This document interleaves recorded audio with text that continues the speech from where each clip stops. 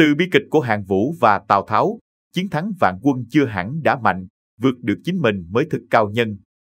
Đời người thắng bại vốn lẽ thường, người cao minh ắt phải biết tu tâm sửa tính để bồi nhân đắc phúc dày, có lợi cho gia tộc và thiên hạ. Khi nhắc đến những bậc kỳ tài trong thiên hạ, chúng ta không thể không nhắc đến Hạng Vũ. Trong sử ký, Tư Mã Thiên từng đánh giá Hạng Vũ là một con người tài năng, chí khí hơn người. Từ cổ đến nay chưa có một ai sánh kịp như thế. Còn Lưu Bang so với Hạng Vũ lại kém về tất cả mọi mặt. Hạng Vũ bách chiến bách thắng khiến cho quân chư hầu sợ đến nỗi phải đi bằng đầu gối, không ai dám ngẩng lên nhìn.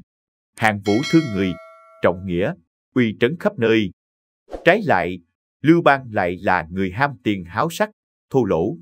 Ấy vậy mà cuối cùng Lưu Bang đoạt được thiên hạ, còn Hạng Vũ thì không. Nguyên nhân là vì cớ gì vậy? Một, từ cái chết của Hạng Vũ. Hạng Vũ là người xuất thân từ gia đình danh gia vọng tộc, là cháu nội đại tướng Hạng Yên nước Sở thời chiến quốc, người bị tướng nhà Tần là Vương Tiện giết. Theo sử ký của Tư Mã Thiên ghi chép, họ Hạng đời đời làm tướng nước Sở, được phong đất ở Hạng cho nên lấy họ là họ Hạng. Cha Hạng Vũ mất sớm nên ông sống với chú là Hạng Lương. Khi Tần Thủy Hoàng đi chơi đất Cối Kê, vượt qua Chiết Giang, chú cháu Hạng Lương và Hạng Vũ cùng đi xem. Hạng Vũ trông thấy vua Tần, bèn nói, có thể cướp và thay thế hắn. Hạng Lương nghe vậy vội bịt miệng, cháu, đừng nói bậy, bị giết cả họ bây giờ. Đó là lúc mà người ta nhận ra Hạng Vũ là người khác thường. So với Lưu Bang, Hạng Vũ sớm đạt được thành công lừng lẫy hơn, thậm chí còn có những trận đánh ép Lưu Bang vào đường cùng.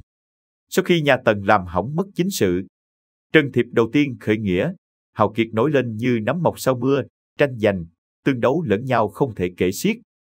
Hạng Vũ trong tay không có quyền bánh gì, thừa thế nổi lên nơi thảo giả, trong vòng vẻn vẹn 3 năm liền đã đem 5 nước chư hầu để tiêu diệt Tần, phân chia thiên hạ, phong các vương hầu, ban ra chính lệnh và tự xưng là bá vương. Địa vị tuy không trọn vẹn nhưng từ cận cổ đến nay, chưa hề có được người nào như thế. Tuy nhiên Phật gia có câu, kẻ thù lớn nhất của đời người là chính mình, thắng được vạn người nhưng không thắng được bản thân mình ấy cũng không được xem là kẻ mạnh.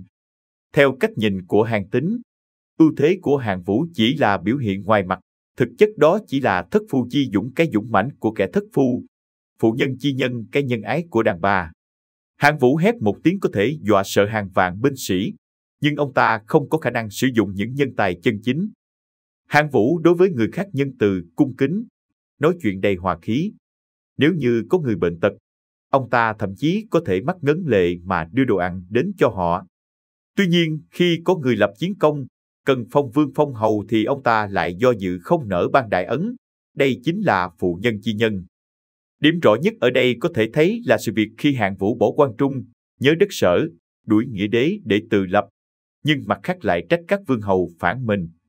Hạng Vũ cũng có lúc tự khoe khoang công trạng, chỉ dùng cái trí của mình mà không chịu bắt chước người xưa, nói rằng có thể lấy võ lực dẹp yên thiên hạ, dựng nghiệp bá vương.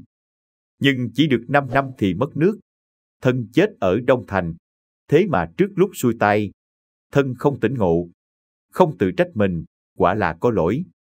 Lại còn có câu, trời hại ta chứ không phải đánh không giỏi, há chẳng lầm sao? Từ trước khi Hán Sở tranh hùng, Hạng Vũ luôn được cẩn thận khuyên nhủ nên xử lý hài hòa mối quan hệ với Lưu Bang, nhưng ông không bao giờ nghe theo. Theo các sử gia Trung Quốc, nguyên nhân dẫn tới thất bại nhanh chóng của Hạng Vũ là vì ông không biết lắng nghe lời khuyên chân thành, chuyên quyền độc đoán, nên dù trước đây sự nghiệp có hiển hách, vinh quang, lấy lưng và oanh liệt tới mấy thì cũng đến hồi thất bại. Ngược lại, tuy bản chất ban đầu của Lưu Bang chỉ là phường ham tiền háo sắc, ngạo mạn, thấy khách đội mũ nhà nho là giật lấy đáy vào, nhưng về sau lại đoạt được thiên hạ. Đó là bởi Lưu Bang biết kiềm chế bản thân, sửa điều thiếu sót, lắng nghe dân chúng nên được lòng người tin tưởng.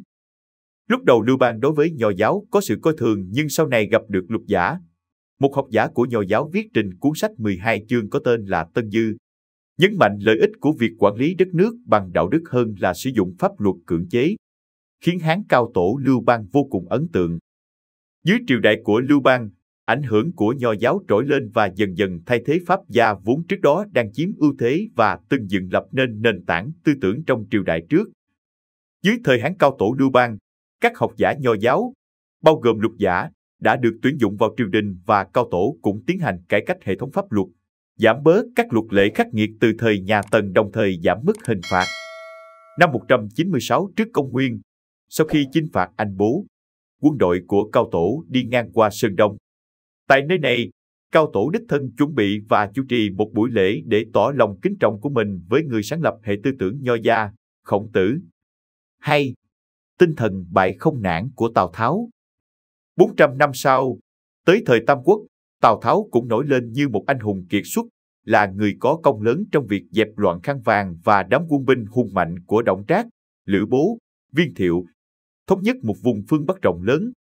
Mãi cho tới lúc đụng độ Liên Minh Tôn, Lưu trong trận Xích Bích, 83 vạn quân của Tào Tháo mới đánh bại trận trước 5,6 vạn quân của Tôn Lưu. Sau thất bại thê thảm này, Tào Tháo chỉ còn lại 27 người. Đây có thể nói là cú sốc cực lớn đối với ông ta. Tuy nhiên khác với Hạng Vũ, thay vì cảm thấy tủi nhục mà tự sát thì Tào Tháo lại như người bừng tỉnh cơn mê, chứng tỏ bản thân là người có chân tài thực học, là bậc anh hùng trong số anh hùng của trời đất. Sau thất bại, Tháo trở về kiểm điểm sai lầm của bản thân, củng cố hậu phương, chăm lo dân chúng, hậu đãi tướng sĩ. Bài mà không nản đó mới chính là bản chất của bậc cao nhân. Trên bề mặt mà nói, sau trận Bích Xích, quân Tào đại bại, tướng mất hàng nghìn, quân mất hàng vạn, có thể nói là kết cục thê thảm khôn cùng. Tuy nhiên nhìn từ khía cạnh khác mà nói, nhờ có trận này mà Tào Tháo tỉnh ngộ, vượt lên chính mình, chiến thắng bản thân, tạo tiền đề làm nên nhà Ngụy sau này. Còn phía Tôn, Lưu tuy thắng mà bại, bại ở chỗ thắng sinh kiêu, xem thường kẻ khác, ấy cũng chính là thắng được cái ngọn nhưng mất đi cái gốc vậy. Nhân sinh tại thế, thắng bại là lẽ thường tình, nhưng thắng không kiêu, bại không nản ấy mới là bậc trí tuệ hơn người. Bởi ở đời, thắng được người là trí tuệ, nhưng thắng được mình là đức. Đức lớn thì phúc đầy, hậu vận hanh thông, cuộc đời tươi sáng. Video chúng tôi đến đây là kết thúc. Cảm ơn tất cả các bạn đã quan tâm tới Xe Hay V88 và theo dõi video của chúng tôi. Đừng quên like, share và đăng ký kênh. Đặc biệt đừng quên bật chuông để theo dõi những video khác nhanh nhất. Một lần nữa xin cảm ơn tất cả các bạn.